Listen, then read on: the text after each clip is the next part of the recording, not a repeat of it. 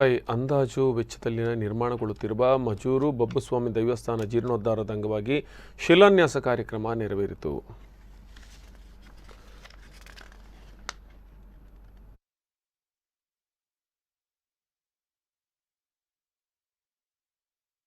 ನಮ್ಮ ಜೀವಿತ ಅವಧಿಯಲ್ಲಿ ದೈವ ದೇಗುಲ ನಿರ್ಮಾಣದ ಯೋಗ ಭಾಗ್ಯ ನಮಗೆ ದೊರಕಿದೆ. ನಾವೆಲ್ಲರೂ ನೂತನ ದೈವಸ್ಥಾನ ನಿರ್ಮಾಣ ಕಾರ್ಯದಲ್ಲಿ ಕೈ ಜೋಡಿಸೋಣ. ಜೀರ್ಣೋದ್ಧಾರ ಕಾರ್ಯಕ್ಕೆ ಸರ್ಕಾರದ ಅನುದಾನ ತೊಡಗಿಸಿಕೊಡುವುದಾಗಿ ಭರವಸೆ ನೀಡಿದರು. ಶ್ರೀನಿವಾಸ್ ಭಟ್ ಪೌರೋಹಿತ್ಯದಲ್ಲಿ ಧಾರ್ಮಿಕ ವಿಧಿವಿಧಾನಗಳು ನಡೆದವು.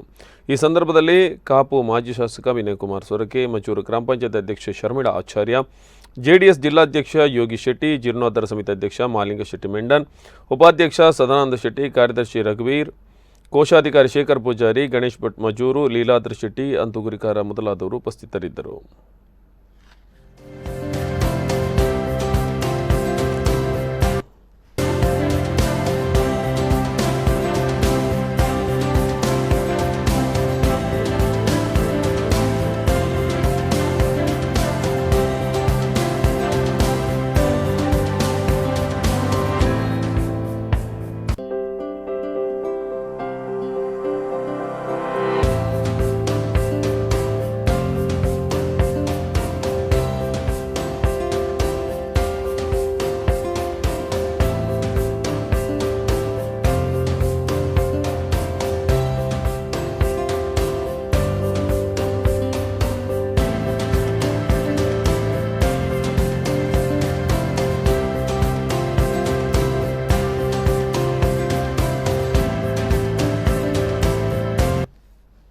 ನಾಡಿನ ದೈವ ಪರಂಪರೆಯಲ್ಲಿ ಬಬ್ಬುಸ್ವಾಮಿ ಕೂಡ ಒಂದು ಬಹಳ ಕಾರ್ಮಿಕದ ದೈವ.